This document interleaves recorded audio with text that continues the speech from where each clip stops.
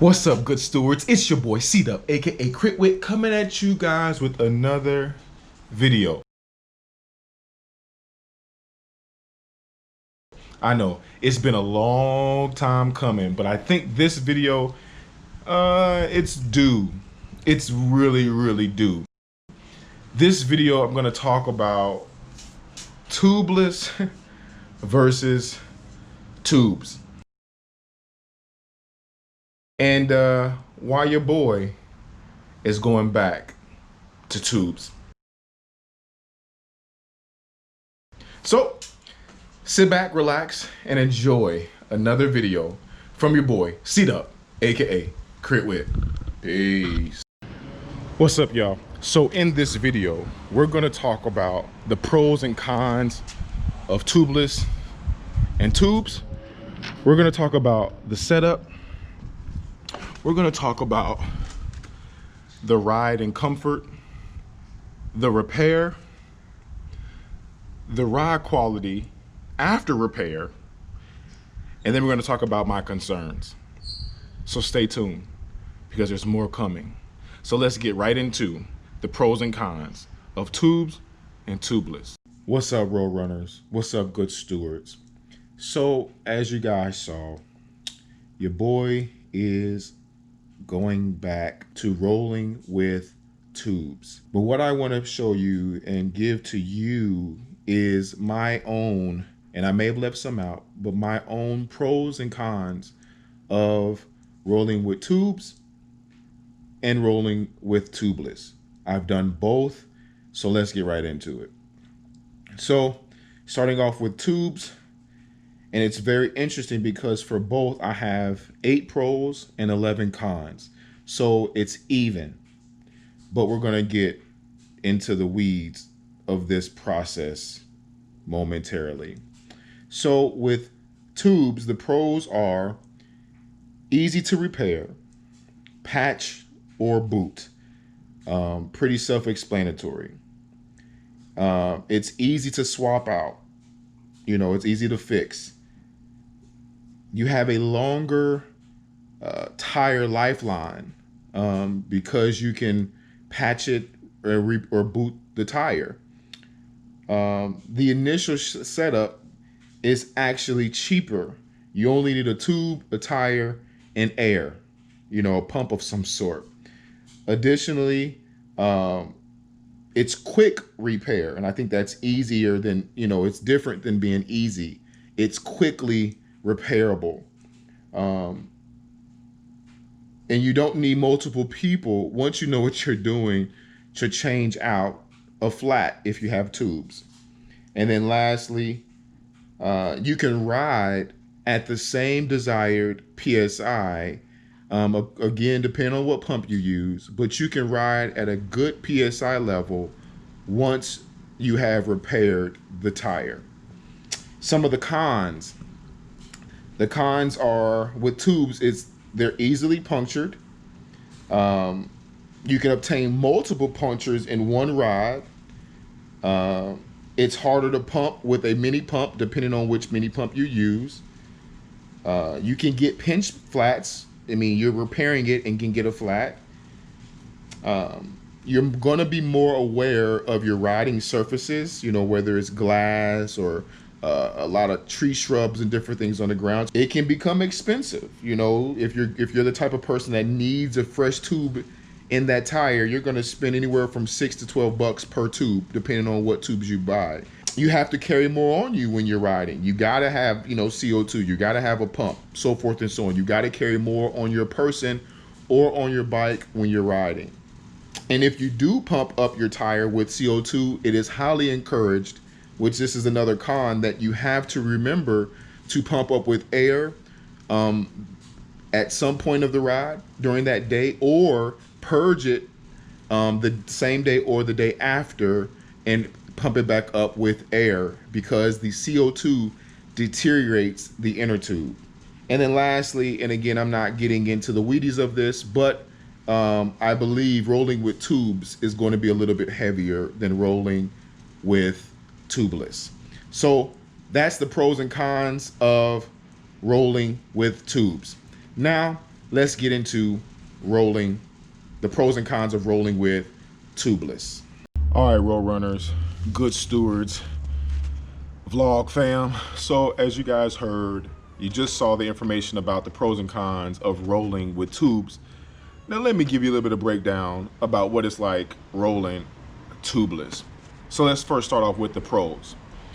So first, it is a subtle ride. It's a more subtle ride. I had to put that in there because the ride experience that I had once it was all set up was breathtaking. When I say breathtaking, it was very, very nice. A pro is confidence once set up, despite the road conditions, meaning that regardless of what's on the ground, you have this, I guess, unspoken about confidence, like whatever you roll over, it's gonna seal itself. So you don't really fret, you know, you just ride, and that's really nice. Another one is faster than tubes. Again, kind of going with the first one being more subtle, it just it just rolls, man. Like tubeless is just smooth. It's really, really nice. So I had to, I guess, put another one in there for that. You don't have to carry extra stuff if you don't want to. You know, I would roll, when I was riding tubeless, I still had an essentials bag on me. I had my lever, I had my, you know, my CO2, I had, you know, my Pedros, I had a spare tube, I had everything. I had my Dynaplug, everything that I needed to repair it if it was very, very bad, I had on me anyway. But I didn't have to if I didn't want to. But it's better to be safe than sorry, you know what I mean? A pro is that it's self-sealing. Like, it does the job. And I was talking about with my wife, you know, the ratio. I really don't know what the ratio is. I would say it's like 60% of the time it seals itself, 40% it's not applicable or it's not good enough for me. I don't know. It may be, you know, lower than that. It may be like 55, 45 or something like that. I'm not sure. But a pro is that it's self-sealing, hence tubeless. A pro is you can use Dynaplug or something suitable to plug the hole if it's larger than roughly, you know, 1 millimeter, 2 millimeters, and be able to, you know, pump it back up, put some more sealant in it, and carry on with your ride. That's another pro. And then the last pro that I experienced is that my mini pump worked really good. I mean, of course, I had to still put some work in. As we all know, mini pumps, you got to put work in. But the mini pump actually worked better with tubeless than it did with tubes. And I think I wrote another one here. It says lighter. Again, lighter and heavier between the two. I really don't know. I guess it would depend on how much sealing you put in the tire, so forth and so on. But the cons are here. The initial setup is expensive. You need to have a tire, you know, tubeless compatible tires. You need to have, you know, sealant. You need to have, you know, valve stems. You got to have the rim tape. You got to have rims that are tubeless compatible. That's a lot of stuff you got to have that just may not come on the everyday bike. Additionally, you can't patch a hole larger than, you know, 1 to 2 millimeters. You can't do any patches. You have to be able to stick something in that hole or pray and hope that this sealant will do its job. And if it doesn't, I've come to learn that I guess the expectation would be is put more sealant in the tire. And today, that still didn't work.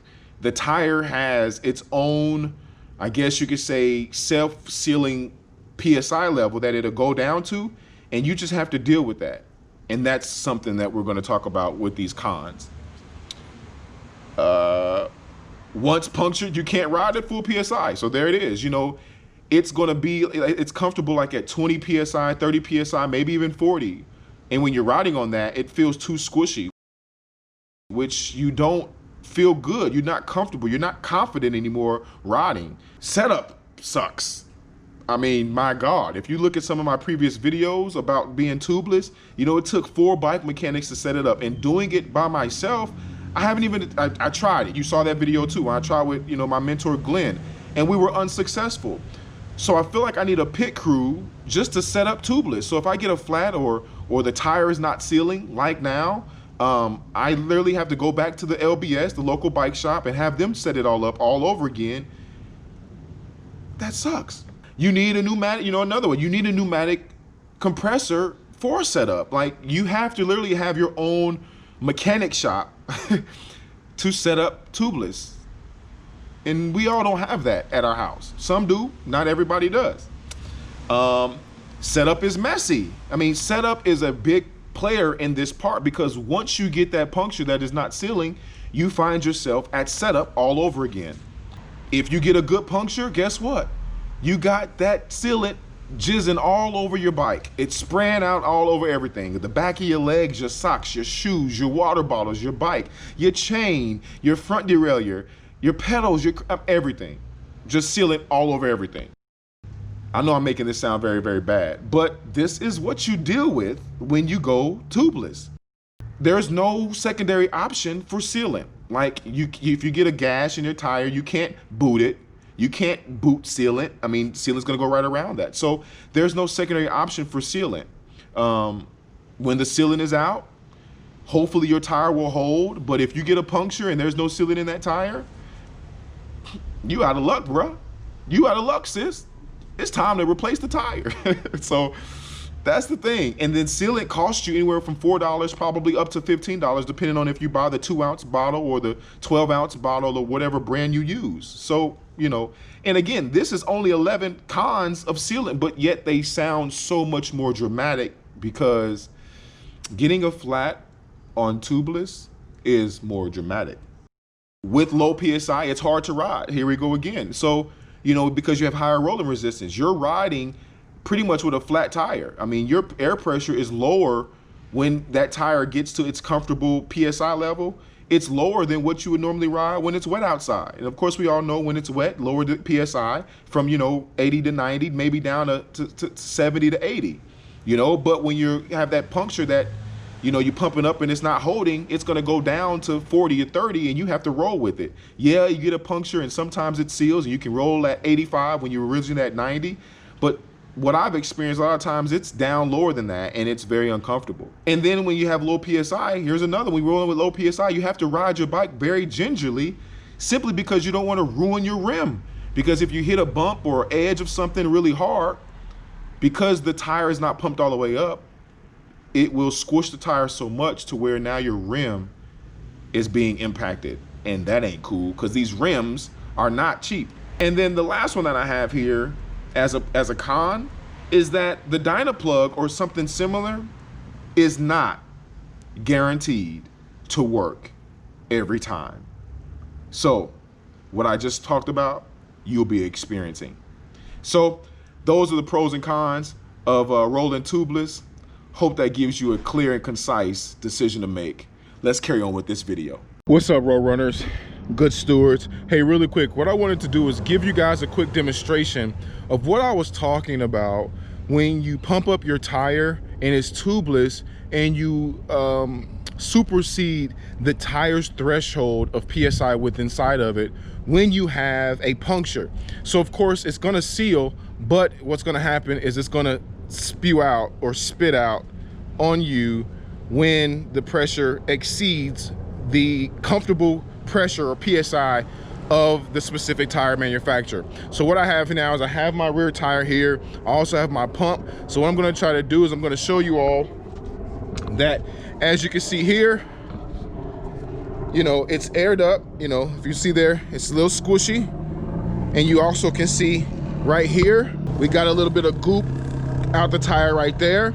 And so I'm going to pump this up and then see if I can demonstrate to you all how the tire will start to hiss, expelling the sealant that's on the inside. So let's check it out. 12 seconds later.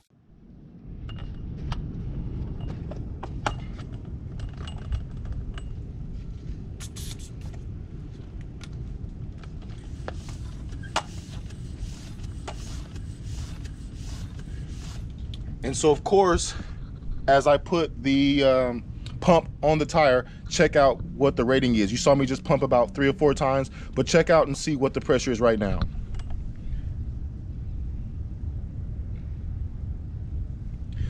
So less than 40 PSI in the tire right now. So you see how the tire will spew out and it will go down lower than 40 PSI. And that's what I was talking about earlier, how it will go to a certain PSI and seal itself. So let's go ahead and continue pumping this up to see if I can get it to spit out the hole.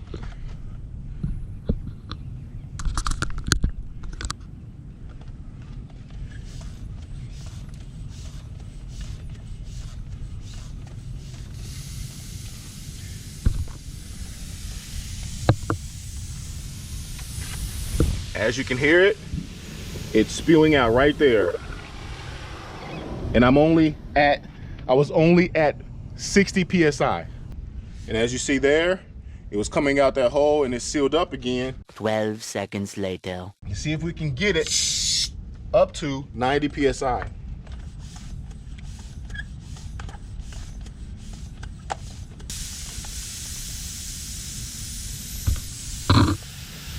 There it is, spitting.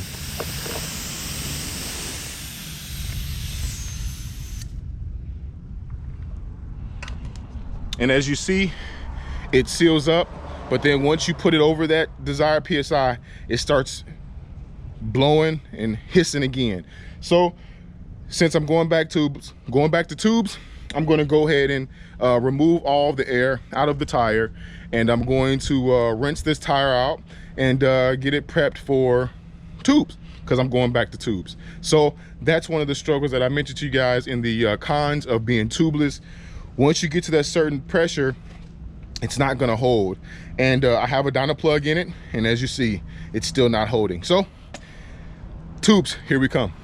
Well, now as you delicately saw and watched and set through all my gabble concerning the pros and cons, the 8 pros and the 11 cons of both tubes and tubeless, you know, please make your decision what route you plan on taking in the near future, maybe even tomorrow on your ride. But now I want to kind of get into the setup of both. So as I mentioned in the pros and cons, let's talk about tubes first.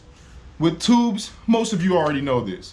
You have your rim, you have your tire, you have your inner tube, and you have a mini pump CO2, or you even have a regular standard pump, or you're at a bike shop where they have an air compressor. You get your tire seated in that rim, you know, put the valve in the valve hole, you get the inner tube set in, you wrap the tire around the inner tube inside the rim, make sure everything is seated, make sure there's no inner tube between the tire and the rim, and then you start airing it up. You listen for a couple of pops, you check your pressure on the tire, and you're good to go. Reinsert into the bike. Hey, 100 miles later, you're wore out, and you're taking a beverage down, and you're getting ready for you're recovering and getting ready for the next one. Tubeless, on the other hand, setup is you gotta make sure you have the tubeless tape. You gotta make sure you have a tubeless compatible rim. You gotta make sure you have the sealant. You have to make sure you have tubeless compatible tires. And then you have to have a compressor of some sort to get the initial seat completed between your tire and your rim. You fill it up once you get the tire, once you get the tape on the wheel, you get the rubber put on the tire or on the wheel, then you gotta start airing it up. Hopefully the air compressor can push that tire into the bead in the rim. Then you insert the sealant. Some people insert the sealant before they attempt to actually try to get that tire seated in the rim. It can be messy. Sometimes it seals, sometimes it doesn't, and it's just a hassle. But once it gets set up, it sets up. The tire may pop into place. You just reinsert sealant. You seal that thing up, pump it all the way up to the PSI that you have desired, and you then go and ride your 100 miles. Again, as I mentioned before, you get your drink of choice, you sit back, you recover, and you get ready for the next ride. Let's talk about a little bit about ride and comfort. You know, tubes, I think, is something that we just so happen to be used to. You know, when you first get into cycling, you're used to there being an inner tube inside the tire, and you get used to that. Once you've gone over to tubeless, though, the ride does, and it may depend upon what tires you use. And as a lot of you may know, I use the Schwalbe Pro 1s, and so the ride and comfort of tubes is just kind of like, you know, you just do it, and you just are used to it, and you know what it feels like, and it's comfortable, but there's really nothing to brag about. Then I went over to Tubeless, and immediately I could tell the difference. It felt more subtle, you know, it was more smooth, and it was more buttery, and it felt faster, and it felt, you know, it felt really good. You know, it made me realize, like, man, why didn't I do this a lot sooner? I've heard that people go latex, which makes the ride quality better for tubes, and that's something that I may consider in the very near future. Let's talk about repair a little bit. So as you know, as I just mentioned, repairing the tubes, it is a hassle. You know, you got to take the tube out, you got to inspect the tube, you got to find where the puncture is. You hope that it's only one side of your tube that's, or the tube that's punctured, because sometimes it goes through both sides of the tube. So you got to put two patches kind of, you know, on both sides of the tube, because whatever it was actually went through both sides versus just one side. So repairing a tube can sometimes be very daunting. It can be difficult at times, and depending on if you have light, if it's dark at night, or you may be in a place that's low lit, you may not be able to identify that. So you find yourself airing up your tube, blowing in it, trying to squeeze it, trying to pinpoint where the hole is, and that can be difficult at times. But once you find it and you start to, you know, repair it, if you use rubber cement and you put the patch on it, usually that works. But I've also had happen to me where you put the rubber cement on there and you put the patch on and it doesn't seal right, it doesn't hold, and the air is seeping out through the rubber seat, and it just is a hassle. And so that's what really made me go to Tubeless. Well, with that being said, at least I know that when I do get a good seal on my tubes being sealed up, repaired, I can go back to riding like before. With Tubeless, as I mentioned with the pros and the cons, is that once the sealant does what it's supposed to do, your PSI is very low and your tire is too squishy for comfort, and your ride experience is not the same. And this is why I'm going back to tubes. I have more control over when tubes are fixed than when Tubeless is fixed. You know, I put 4 ounces of sealant in the tire, and there was already sealant in the tire, but yet it still did not fully seal.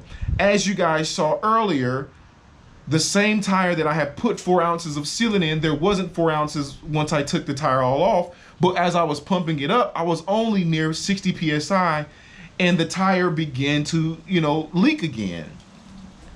If I was out on a ride and that happened to me, I would be up a creek without a paddle, or I would have to ride the remaining of that ride. And if I was out doing 100 miles, depending on where in that ride it happened, I would have to call an Uber, have to call my wife. I would have to ride the rest of that ride gingerly, and that doesn't make for a good time.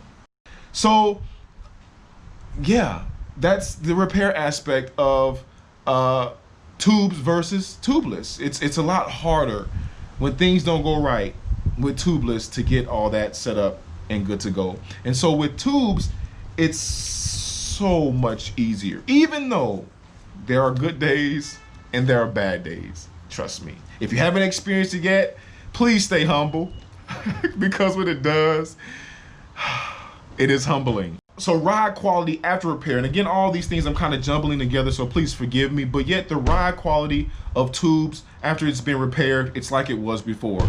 No difference. Same. You just still got to be mindful of where you're riding. The ride quality after repair with tubeless, though, as I mentioned before, is going to be a little bit squishy. But I do know that the ride quality is going to totally be different after you get that puncture, especially if the puncture is bigger than, you know, 1 millimeter, 2 millimeters. If it's bigger, if it's not just a needle poke, then you're gonna be in for an experience. Rider concern, how I feel about it. Apparently, I think you kind of get the picture.